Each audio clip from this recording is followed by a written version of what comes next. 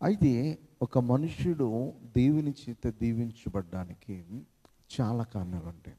అందులో తన యొక్క యథార్థత, తన యొక్క నీతి, తన యొక్క భక్తి జీవితం, మరి అలాగే దేవుని సన్నిధి పట్ల ఆసక్తి, తను దేవుని సన్నిధి పట్ల, దేవుని సంఘం పట్ల, దేవుని పని పట్ల తనకున్నటువంటి ఉన్నతమైనటువంటి ఆలోచనలు ఉంటాయి చూస్తారా. ఉన్నతమైన ఆలోచనలు ఏం చేస్తాయంటే ఆ మనిషిని ఇంకా మరి ఆశీర్వాదమునకు కారకుడిగా చేస్తాయి. ఇక్కడ దావీదు భక్తుడిని మనం చూసినప్పుడు, దావీదు తన యొక్క తండ్రి మందను, ఆ గొర్రెలను మేపుచున్నప్పుడు దేవుని సన్నిధి పట్ల చాలా మక్కువ కలిగినటువంటి వాడు అన్నమాట. చాలా ఆసక్తి కలిగినటువంటి వాడు, దేవుని శక్తిని గ్రహించినటువంటి వాడు, ఆ దేవునితో మంచి సహవాసంలో ఉన్నటువంటి వాడు, భయభక్తులు కలిగినటువంటి వాడు అన్నమాట. అంత భయము, అంత భక్తి, అంత సహవాసము లేకపోతే ఒక మనుషుడు దేవుని పైన అన్ని కీర్తనలు రాయలేడు. ఈరోజు చూడండి, మరి యేసన్న గారు అన్ని కీర్తనలు రాయగలిగాడంటే ఎలా రాయగలిగాడు? ఆయన దేవుని పట్ల అంత మక్కువ ఉంది ఆయనకి, దేవుని సన్నిధి పట్ల అంత ఆసక్తి ఉంది ఆయనకి, దేవుని సన్నిధి పట్ల అంత భయము, అంత భక్తి, అంత యథార్థత, అంత నీతి ఉంది కనుక యేసన్న గారిని దేవుడు అంత ఆత్మతో నింపి తన యొక్క పరిచర్య కొరకు మరి అనేకమైనటువంటి మంచి కీర్తనలు రాయగలిగాడు ఆయన. ఆ కీర్తనలన్నీ కూడా మనం పాడుతున్నప్పుడు పరవశిస్తాం అన్నమాట. నిజంగా చెప్పాలంటే పరవశిస్తాం. అంత పరవశించే విధంగా మనము ఉంటున్నామంటే ఆయన ఎంత ఇదిగా, ఎంత లోతుగా వెళ్ళి ఆ దేవుని ఎడల ఆ యొక్క ప్రేమ, ఆ ఆసక్తి, ఆ భయము, ఆ భక్తి అన్నిటినీ కూడా తను రుచి చూడగలిగాడు అనేది మనము అర్థం చేసుకోవాలన్నమాట. అంత రుచి చూచాడు కనుకనే అన్ని మంచి కీర్తనలు ఆయన రాయగలిగాడు అన్నమాట. అంత రుచి చూచాడు కనుకనే ఏమీ లేని స్థితిలో దేవుని పరిచర్యకు వచ్చాడు ఆయన. ఎలాంటి స్థితిలో వచ్చాడంటే, మరి తను క్యాన్సర్తో బాధపడుతున్నటువంటి వ్యక్తి. క్యాన్సర్తో బాధపడినటువంటి ఆయనను దేవుడు స్వస్థపరిచాడు. మరి ఒక్కడే వచ్చాడు దేవుని పరిచర్య కొరకు. ఒంటరిగా ఉండి, ఒంటరిగా వండుకుని, మరి ఒక మంచి కోడిగుడ్డును కొనుక్కోవడానికి డబ్బులు లేని దినాలలో పగిలిపోయిన కోడిగుడ్లు కొనుక్కుని దాన్ని వండుకుని తిని పరిచర్య చేశాడు.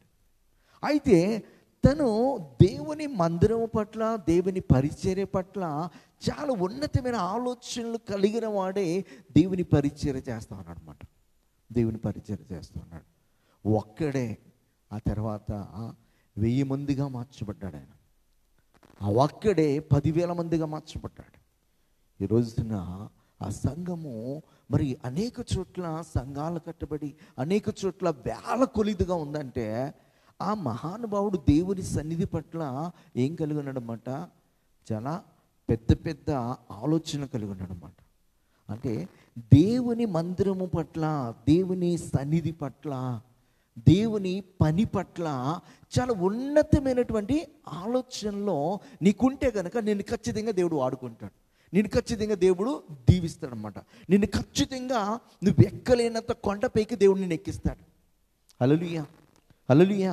దావీదుని దేవుడు ఒక షెపర్డ్ బాయ్ నుంచి కింగ్ ఆఫ్ కింగ్స్గా చేశాడు, రాజులకు రాజుగా చేశాడు.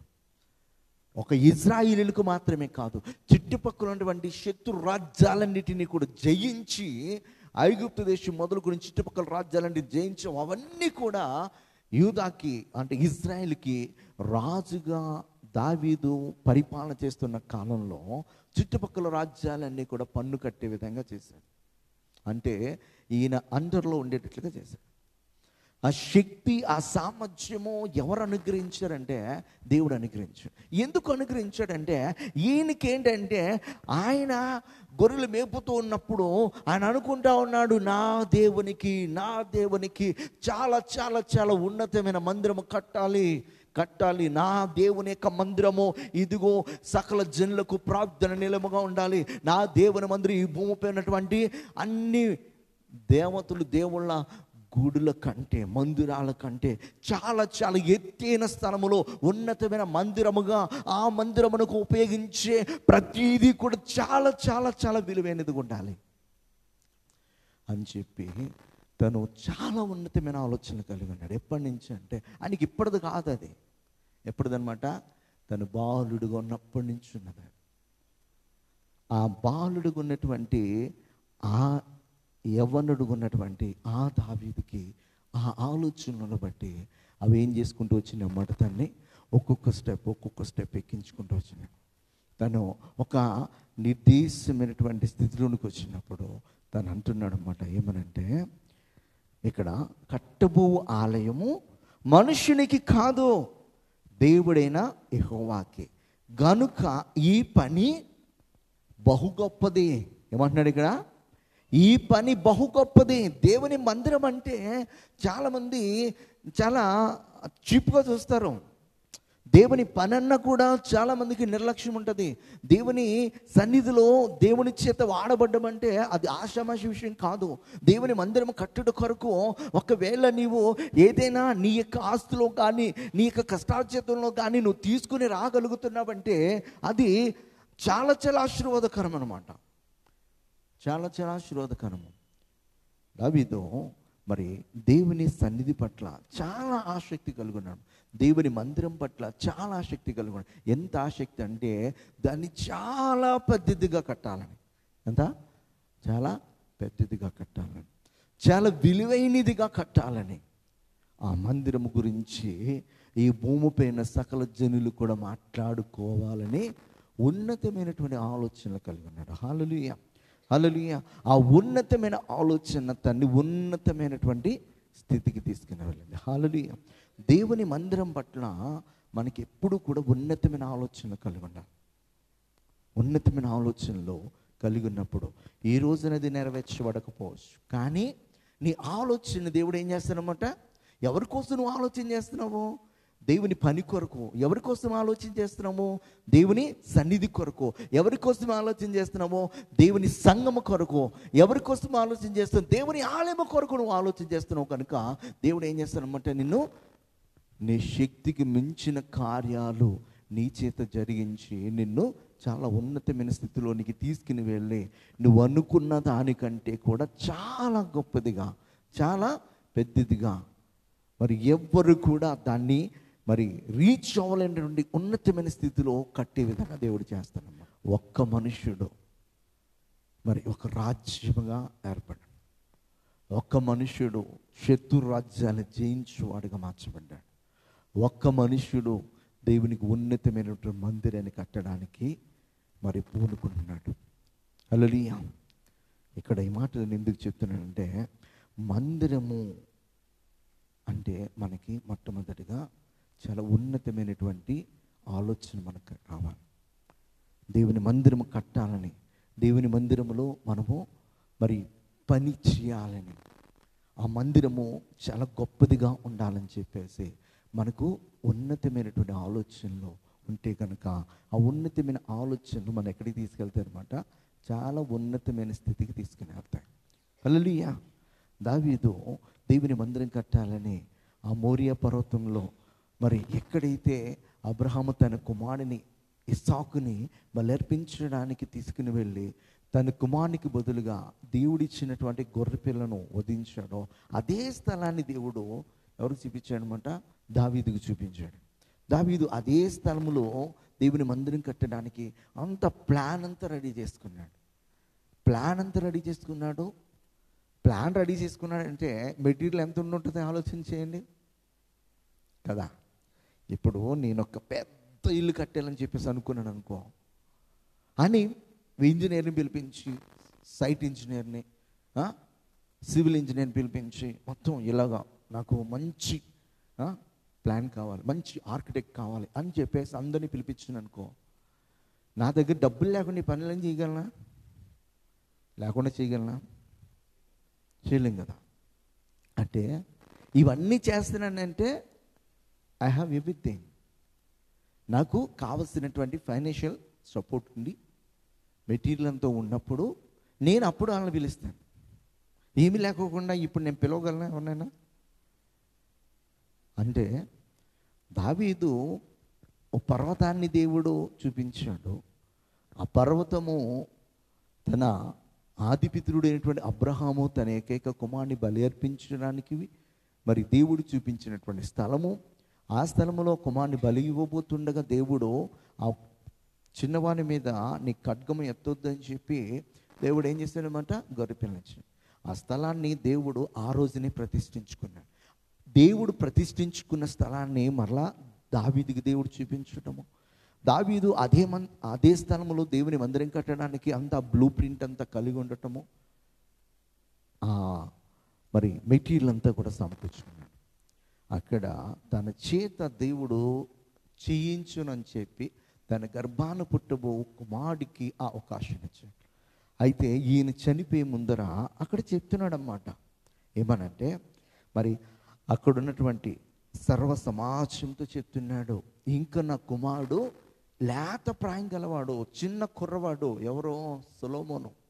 ఇంకా చిన్న ప్రాయము తంది, తనకి ఇంకా ఏమీ తెలీదు, తనకు అంత జ్ఞానం లేదు. అయితే నేను కట్టాలనుకున్నాను, దేవుడు నాకు అవకాశం ఇవ్వలేదు, నా కుమారుడికి ఇచ్చాడు. కానీ ఇది చాలా గొప్పది, చాలా గొప్పది. ఏది? దేవుని మందిరము. కనుక మీరందరూ కూడా నా కుమారుని సొలొమోనుకి మీరు సహకారులుగా ఉండండి అని చెప్పేసి దేవుని మందిరం పట్ల తను కూడా ఆసక్తిని ఏం చేస్తున్నాడన్నమాట, కనపరుస్తున్నాడన్నమాట. మనము ఒకవేళ చేయడానికి మనం ప్రయత్నం చేసినప్పుడు, దేవుడు మనకు అవకాశం ఇవ్వకుండా ఇతరులకు ఇస్తున్నప్పుడు దానిని బట్టి మనం సంతోషించి వాళ్ళకి దేవుని పనిలో సహకారులుగా ఉండే విధంగా ఇతరులు ఏం చేయాలన్నమాట, మనము ప్రోత్సాహపరచాలి. అటువంటి మనస్సు ఎవరికి ఉందన్నమాట, ఇక్కడ దావీదుకు ఉందన్నమాట. హల్లెలూయా, హల్లెలూయా. మరి ఆ దేవుని ఇంటి పట్ల అంత మరి గొప్పగా ఆలోచన చేశాడన్నమాట. తన ఇంటి కంటే దేవుని ఇల్లు బాగుండాలని చెప్పి ఆలోచన చేశాడు. నీ యొక్క మరి మందసము ఆ తెరల చాటును ఉంటుందయ్యా, ఆ తెరల చాటును ఉంటుండగా నేను ఎలాగ పట్టుపరుపు మీద పడుకోగలను అంటున్నాడు. తెలుసా, దేవుని సన్నిధిలో ప్రార్థన చేసేటప్పుడు ఏమంటున్నాడంటే, నీ మందస్సమేమో తెరల చాటునుంది, నేనేమో మరి చెక్కలతో కట్టిన మంచి ఇండ్లలో నేను ఎలా నివాసం చేసి ఆ పట్టుపరుపుని ఎలా పడుకోగలను చెప్పేసి అడుగుతాను.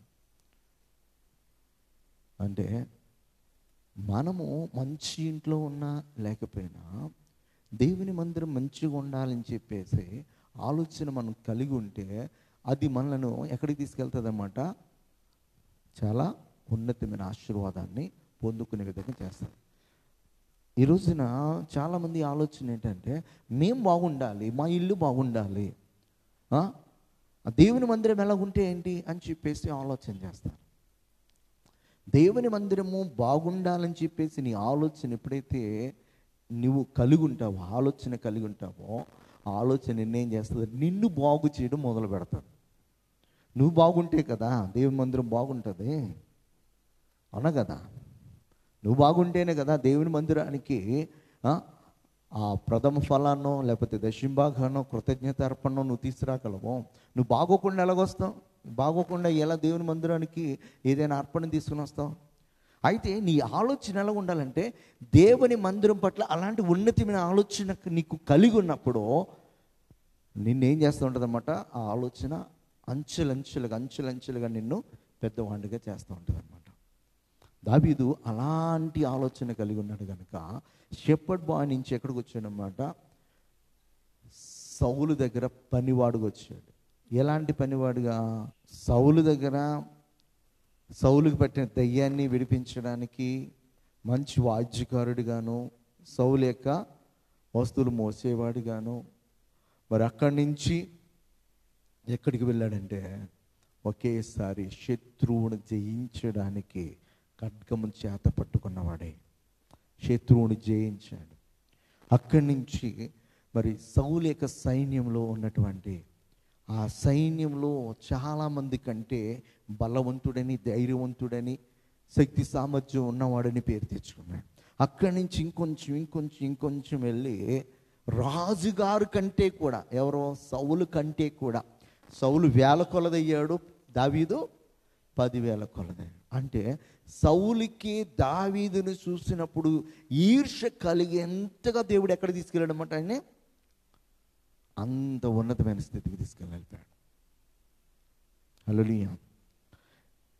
ఆ ఉన్నతమైన ఆలోచన దావీదుకు ఉంది కనుకనే తన్ని ఎక్కడికి తీసుకెళ్ళాడన్నమాట, చాలా ఉన్నతమైన స్థితికి తీసుకెళ్ళాడు.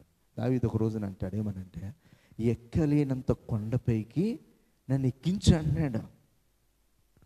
తను ఎక్కడున్నప్పుడు, కొండల్లో ఉన్నప్పుడు, లోయల్లో ఉన్నప్పుడు, గొర్రెలు మేపుతున్నప్పుడు అంటున్నాడు అన్నమాట, నేను ఎక్కలేనంత కొండపైకి నన్ను ఎక్కించు, నీ మందిరాన్ని అంతకంటే ఉన్నతమైనటువంటి స్థితిలో, అంతకంటే ఎత్తైన కొండలో, నువ్వు ప్రతిష్ఠించుకున్న స్థలములో, నువ్వు ఆలోచన చేస్తున్న స్థలములో, నువ్వు నీ చిత్తము ఏమై ఉన్నదో ఆ యొక్క స్థలములో ఆ మందిరమును కట్టడానికి నన్ను ఎక్కలేనంత కొండపైకి ఎక్కించన్నాడు. హల్లెలూయా. నీ ఆలోచన దేవుని మందిరం పట్ల, దేవుని పట్ల ఎప్పుడైతే ఉన్నతంగా ఉంటుందో అంత ఉన్నతమైన స్థితిని నువ్వు చూడగలవు. తెలుసా, ఈరోజున చాలామంది మరి వరల్డ్ వైడ్గా చాలా పెద్ద పెద్ద బిజినెస్ మ్యాగ్నెట్స్ ఉన్నారు. మనం వాళ్ళందరినీ కూడా చూసినట్లయితే ఎంతోమంది క్రైస్తవులు, అందులో చాలా ఉన్నతమైన స్థితికి వెళ్ళినటువంటి వారందరూ కూడా దేవుని పట్ల, దేవుని సన్నిధి పట్ల చాలా ఉన్నతమైన ఆలోచన కలిగిన వారు ఉన్నారు. తెలుసా మీకు? మనం ప్రతిరోజు కూడా పేస్ట్ వాడతాం. ఏ పేస్ట్? కోల్గేట్ అనే టూత్ పేస్ట్ ప్రతి ఇంట్లో ఉంటుంది. అది లేని ఇల్లు ఉండదు. ఆయన ఏ దేశస్థుడు, ఆయన ఎలాగొచ్చాడో, ఎలా ఇది ఆరంభించాడో, ఈ పేస్ట్ ప్రపంచ నలుమూలలకి వెళ్ళిపోయింది, ప్రతి ఇంటిలోనికి వెళ్ళిపోయింది. ఎలా వెళ్ళిపోయింది? దేవునితో తను చేసుకున్న నిబంధన, దేవునితో తను చేసుకున్న ప్రార్థన, దేవుని పట్ల తనకున్నటువంటి ఉన్నతమైనటువంటి ఆలోచన తను ఎక్కడికి తీసుకెళ్ళినమాట, చాలా ఎత్తైన స్థలంలో తీసుకెళ్ళాలి. ఒక రోజున తన బిజినెస్ ఆరంభానికి తను అనుకుంటున్నాడు అనమాట, ప్రభువా, నేను పలానా బిజినెస్ చేయబోతున్నాను, ఇందులో కనుక నువ్వు నన్ను ఆశీర్వదిస్తే 10%, 20, 30, 40 ఇలాగ నేను పెంచుకుంటూ వెళ్ళి నా బిజినెస్లో వచ్చే ప్రాఫిట్ అంతా కూడా నీ పరిచర్య కొరకు, నీ స్వార్థ పని కొరకు నేను వాడతానని చెప్పేసి తన నిర్ణయం తీసుకుని దేవుని సన్నిధిలో ప్రార్థన చేసినప్పుడు దేవుడు తను ఆశీర్వదించాడు. తను ఆశీర్వదిస్తే ఈ రోజున అది నెలకొచ్చేసరికి కోట్లలో తనకేమొస్తుందన్నమాట, ప్రాఫిట్ వస్తుంది. దాని అంతటిని కూడా మరి మెజారిటీ దేని కొరకు వాడుతున్నారంటే దేవుని సేవ కొరకు. ఈ రోజున మన దగ్గర ఉన్న బైబిల్లో ఒకటి ప్రింట్ అవ్వడానికి ఎంత ఖర్చు అవుతుందో తెలుసా మీకు? 1500 రూపాయలు. 1500 రూపాయలు ఖర్చు అవుతుంది ఈ బైబిల్, మన చేతిలోని బైబిల్. కానీ బైబిల్ సొసైటీలో మనకి ఎంతకు దొరికింది ఇది?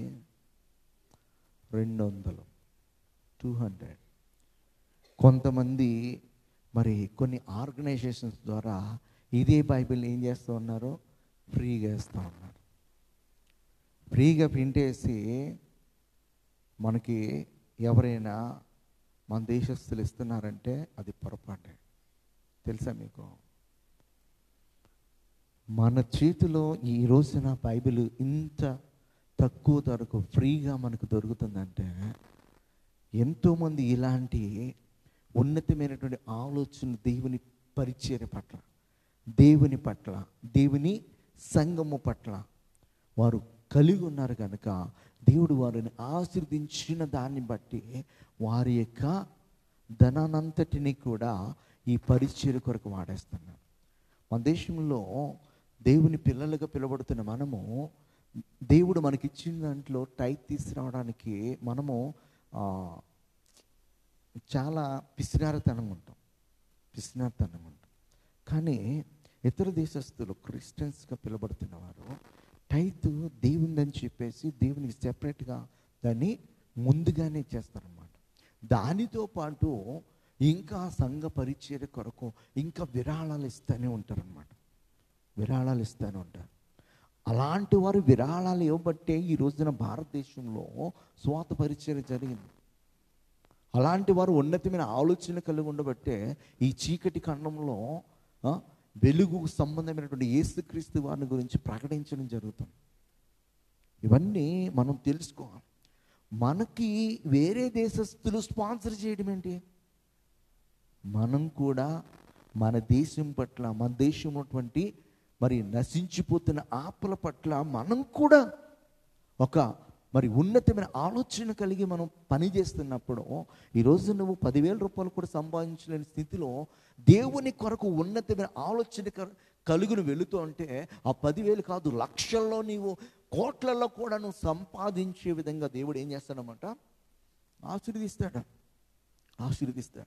నీ ఆలోచన మంచిదైతే, నీ ఉద్దేశం మంచిదైతే దేవుడు ఏం చేస్తాడంటే నీ ఉద్దేశములన్నిటినీ కూడా ఆయన నెరవేరుస్తాడు.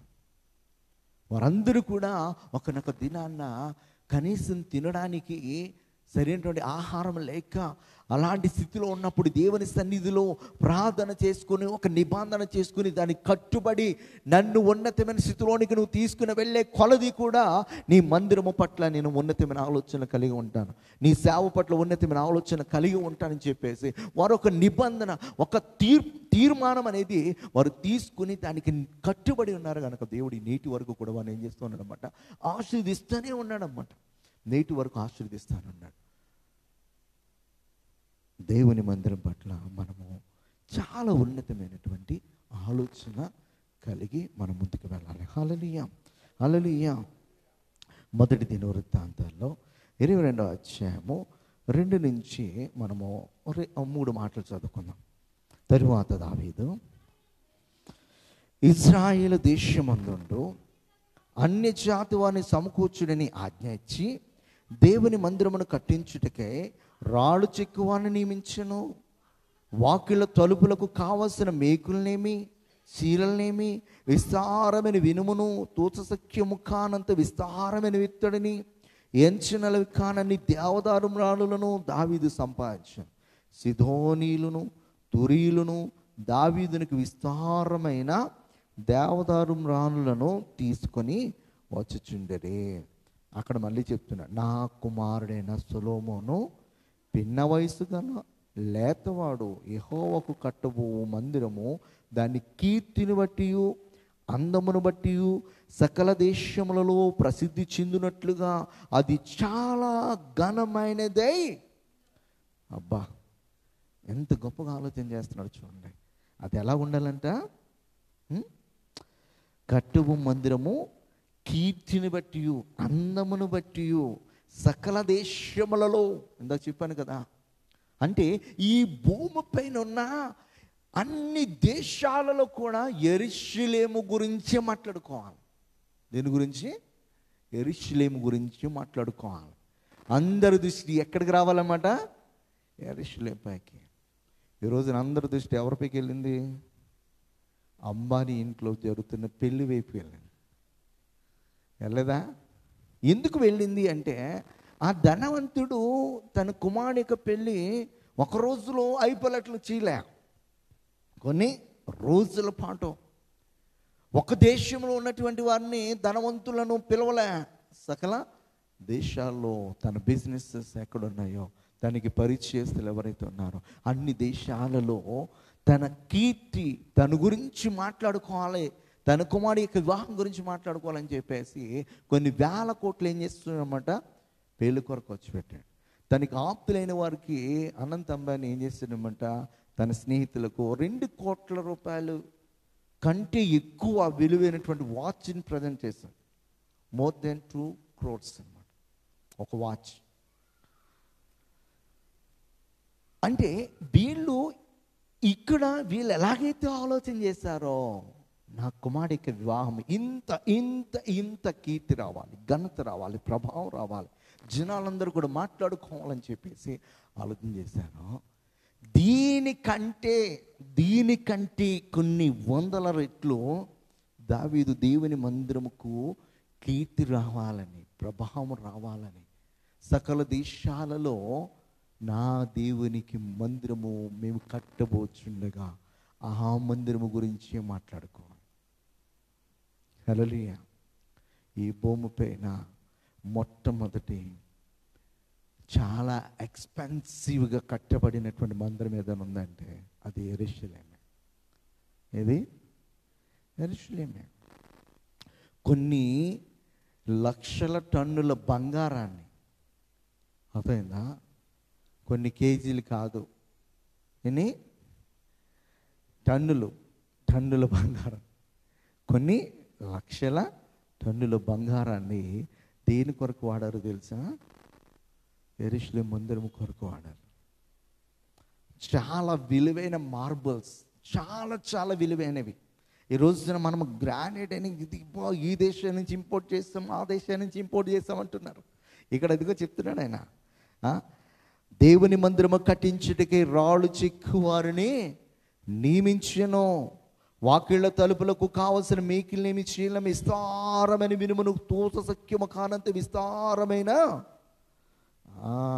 ఇత్తడిని, వీటిని అన్నిటినీ కూడా ఏం చేశాడనమాట? సమకూర్చాడు.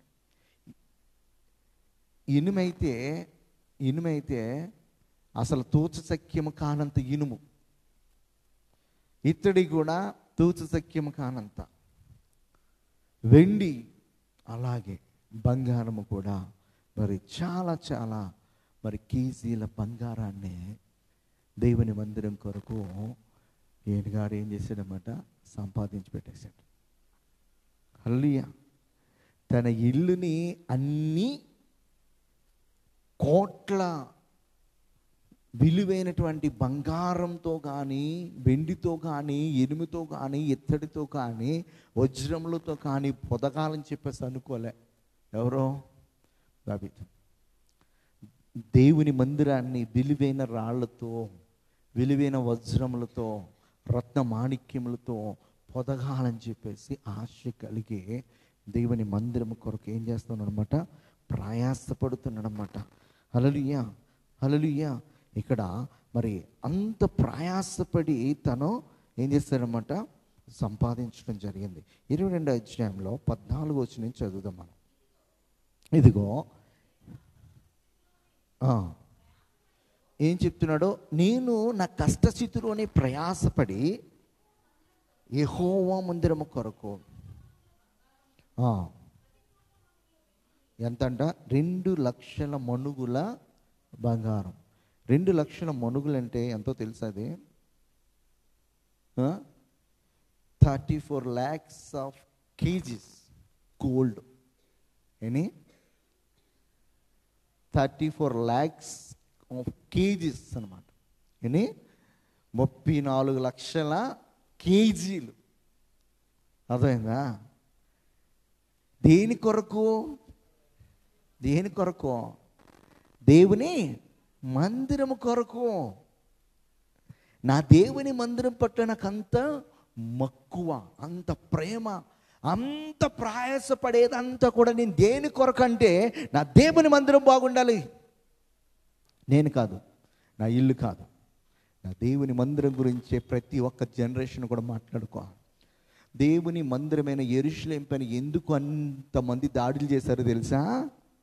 అక్కడున్న బంగారం కొరకు, అక్కడున్న వజ్ర వైదుర్యముల కొరకు, అక్కడ ఉన్నటువంటి విలువైన రాళ్ల కొరకు, విలువైనటువంటి తలుపుల కొరకు, విలువైన దేవుని మందిరములో ఉన్నటువంటి సావోపకరణాలు, చేయబడిన విధానము, అవన్నిటినీ కూడా ఎలా తయారు చేశారంటే చాలా విలువైన బంగారంతో, విలువైన రాళ్లతో పొదిగేశాడు ఆయన. ఏ రాళ్ళు అంటే వజ్రాలు. వాటన్నిటి చేత పొదిగేసి ఆ మందిరాన్ని తయారు చేశాడు. ఎవరో? సొలొమోను. ఈయన గారు సంపాదించేసి ఇచ్చేసాడు ఆయనకి. 2 లక్షల మణుగుల బంగారమును, ఎంత వెండి, ఎంత 10 కోట్ల మణుగుల, అది ఇత్తడికి ఇక తోచడం మానేశారు. ఇక ఎంత తోస్తారో బాబు, ఇది ఎంత చూసినా కూడా ఇది వస్తానే ఉంది. ఇక దీన్ని తూయడం మానేశారు. ఇక దీన్ని తూయడం మానేశారు. ఇత్తడి కౌంట్ లేదనమాట. దేనికి కౌంట్ ఉంది? Only gold and silver. ఈ రెండిటికి మాత్రమే ఉంది. విస్తారమైన ఇత్తడిని ఇనుమును సమకూర్చిన మ్రాణులను రాళ్లను కూర్చుంటిని నీవింకను సంపాదించుదువుగాక అంటున్నాడు. ఎవరో దావీదు అంటున్న కుమారుని ఈయన గారు ఇంకా సంపాదించేశాడు. మీకు తెలుసో లేదో, ఈయన గారు ప్రయాసపడి సంపాదించిన దానికంటే కొన్ని రెట్లు ఈయన సంపాదించేశాడు అన్నమాట. ఒక దేశాన్ని నుంచి ఒక ఆమె ఈయన గారి యొక్క జ్ఞానమును పరిశీలించడానికి వచ్చింది. ఎవరో శాబాదేశపు రాణి. ఆమె ఎంత తీసుకెళ్ళింది తెలుసా? ఆమె అంత ఇచ్చేసాడు గారు, తీసుకెళ్ళు. ఆమె చూసింది, అబ్బా ఈ కుర్చీ ఏదో బాగుందంటే కావాలా, పట్టుకెళ్ళు. ఇది చూసింది, ఈ స్పీకర్ బాగుందంటే కావాలా, తీసుకెళ్ళు. ఆమె కోరిందల్లా ఇచ్చేసాడంట ఆయన. అర్థమైందా? ఆమె కోరిందల్లా ఇచ్చేసాడంట. మనకెవరుగా శాపదేశపు రాణి అంటే ఆమె లేడీ, మన కేడీలు మనకెవరు అనమాట.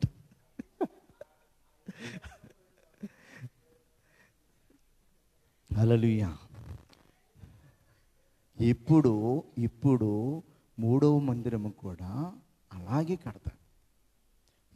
ఈ భూమిపై ఉన్నటువంటి చాలా ఎక్స్పెన్సివ్ మందిరాలు ఉన్నాయి ఇప్పుడు, చాలా. ఇవి దాని ముందర ఎలా కనబడతాయి అంటే మిడతలా కనబడతాయి అన్నమాట. నెఫీలీలను చూసి ఇజ్రాయిలీలు ఏమని పోల్చుకున్నారో, మేము మిడతలా ఉన్నాం. ఈ మూడో మందిరం కట్టినప్పుడు ఈ మందిరాలన్నీ కూడా ఎలా కనబడతాయి అన్నమాట. ఆ మందిరం ముందర మిడతలే. అంత విస్తారమైనటువంటి గోల్డ్ని, అంత విస్తారమైన సిల్వర్ని, అంత విస్తారమైన వజ్ర వైదుర్యాలను అంత మరి గొప్పగా దేవుని మందిరాన్ని ఇశ్రాయేలు కట్టబోతున్నారు. దానికి అంతటి కూడా సమకూర్చేస్తారు వాళ్ళు, అంతా సమకూర్చి. మరి అంత ఉన్నతమైనటువంటి ఆలోచనలు ఎవరు కలిగి ఉన్నారన్నమాట? దావీదు కలిగి ఉన్నాడు. ఇప్పుడు మొదటి దినవృత్తాంతాల్లో 29వ వచనంలో 3వ వచనం చదువుతాం. 3వ వచనం, మరియు నా దేవుని మందిరం మీద నాకు కలిగిన మక్కువ చేత అంటాడు. ఇక్కడ ఏమంటున్నాడు? ఏముంది ఆయనకి? మక్కువ. నేను ఆ ప్రతిష్ఠితమైన మందిరము నిమిత్తము సంపాదించిన వస్తువులు కాక, ఏంటి అప్పటికే సంపాదించాడు కొన్ని వస్తువులు. ఏ దేశం మీదకైనా యుద్ధానికి వెళ్ళాడు అనుకో, అక్కడ బంగారం కనపడితే దేవుంది. అర్థమైందా? బాగా విలువైనవి కనబడ్డాయి అనుకో, అవన్నీ దేవునియే. ఆ వస్తువులన్నీ కూడా దేవుని మందిరంలోకి తీసుకుని వచ్చాడనమాట. కట్టబో దేవుని మందిరంలోనికి వస్తువులు కాక నా సొంతమైన బంగారమును, అంటే చూడండి ఇక్కడ బయటికి వెళ్ళినప్పుడు మంచిది కనపడినప్పుడు దేవుని మందిరంలో బాగుంటుంది. అది ఈ దేవుని సేవకు బాగుంటుంది. ఇది దేవునికి కట్టవ మందిరంలో ఉంటే ఇది బాగుంటుంది అని చెప్పేసి వాటిని సెపరేట్ చేసుకుంటూ వచ్చాడు ఈయన. మిగతావన్నీ ఈ రాజుగారి భాగంలోకి వచ్చేవి ఉండేవి. ఆయన భాగంలోనికి వచ్చిన దాన్ని ఇచ్చాడన్నమాట ఈయన. అవి కాకుండా, అర్థమైందా? అవి కాకుండా ఈయన భాగంలో అది చెప్తున్నాడు ఇక్కడ. నా సొంతమైన బంగారమును వెండిని నా దేవుని మందిరము నిమిత్తము నేను ఇచ్చేదను. గదుల గోడల రేకుమూతనకు బంగారు పనికిని బంగారమును, వెండి పనికి వెండిని, పనివారు చేయు ప్రతి విధమైన పనికి 6,000 మణుగుల ఉఫీరు బంగారమును, 14,000 మణుగుల పుటము వేయబడిన వెండిని ఇచ్చుచున్నాను. నా దినమున యెహోవాకు ప్రతిష్ఠితముగా మనపూర్వకముగా ఇచ్చు వారెవరైనా మీలో ఉన్నారా అని చెప్పేసి అడుగుతున్నాడు అక్కడ. అప్పుడు ఇశ్రాయేలు అందరూ మనపూర్వకముగా దేవుని మందిరమునకు 10,000 మణుగుల బంగారమును, 20,000 మణుగుల బంగారపు డ్రాములను, 20,000 మణుగుల వెండి, 36,000 మణుగుల ఇత్తడిని, 2 లక్షల మణుగుల ఇనుమును ఇచ్చిరని చెప్తున్నాడు. హల్లెలూయా, హల్లెలూయా. అంటే అన్నీ మరి దేవుని మందిరము కొరకు ఏం చేశారన్నమాట? ఈయన గారు సంపాదించాడు అన్నమాట. హల్లెలూయా, హల్లెలూయా. దేవుని మందిరము కొరకు, దేవుని సేవ కొరకు, దేవుని సన్నిధి కొరకు మనము అలాంటి ఉన్నతమైన ఆలోచన మనం కలిగి ఉంటే, దావీదు ఎంతైతే దేవునికి ఇచ్చాడో మరి దాన్ని అంతకంటే ఎక్కువగా తరతరాలు కూడా దేవుడు ఆశీర్వదిస్తూనే వచ్చాడనమాట. హల్లెలూయా, హల్లెలూయా. మరి మనందరము కూడా మరి దేవుని పని పట్ల, దేవుని మరి ఆ సేవ పట్ల, దేవుని మరి ఆ పరిచర్య పట్ల అలాంటి మక్కువ, అలాంటి ప్రేమ మనం కలిగి ఉంటే ఆ ప్రేమ మనను ఏం చేస్తుందన్నమాట, చాలా చాలా ఉన్నతమైనటువంటి స్థితిలోనికి మనను తీసుకుని వెళ్తుంది. హల్లెలూయా. కనుక మనము మరి దేవుని మందిరం పట్ల ఉన్నతమైన ఆలోచన కలిగి ఉందాం. కావాల్సింది ఏంటంటే ఉన్నతమైన ఆలోచన. ఆలోచన మనల్ని ఏం చేస్తుందన్నమాట, మనల్ని ఉన్నతమైనటువంటి స్థితిలోనికి తీసుకుని వెళ్తారు. ఆ ఉన్నతమైన స్థితిలోనికి వెళ్ళిన తర్వాత మనము దేవుని సేవ కొరకు చాలా చాలా మనం చేయగలం అన్నమాట. మనము ఆ ఉన్నతమైన ఆలోచన కలిగి లేకపోతే ఎప్పటికీ మనము అందరిలాగానే చిన్న చిన్న ఇళ్ళలో ఉంటూ చిన్న చిన్న పనులు చేసుకుంటూ అలాగే గడుపుతాం అన్నమాట. Ordinary life. ఎక్స్ట్రాడినరీ లైఫ్ మనం జీవించాలంటే దేవుని సన్నిధి కొరకు ఎక్స్ట్రాడినరీగా మనం ఆలోచించాలి. హల్లెలూయా. ఎప్పుడు కూడా ఎంత ఇచ్చి చాలే ప్రభా నీకు అన్నట్టుగా కాదు, నీ కొరకు నేను ఇంకా చేయాలి ప్రభా, నన్ను ఆశీర్వదించి అని చెప్పేసి అడగాలి. ఏమని? నీ కొరకు నేను ఇంకా చేయాలి అని చెప్పేసి ఉన్నతమైన ఆలోచన ఎప్పుడైతే మనం కలిగి ఉంటామో ఆ ఉన్నతమైన ఆలోచన మనని ఉన్నతమైనటువంటి స్థితిలోనికి తీసుకుని వెళ్తాం. కనుక అటువంటి ఉన్నతమైన ఆలోచన కలిగి మనం ముందుకు వెళ్దాం. దేవుడు అటువంటి కృప మనకి అనుగ్రహించును గాక. ఆమేన్.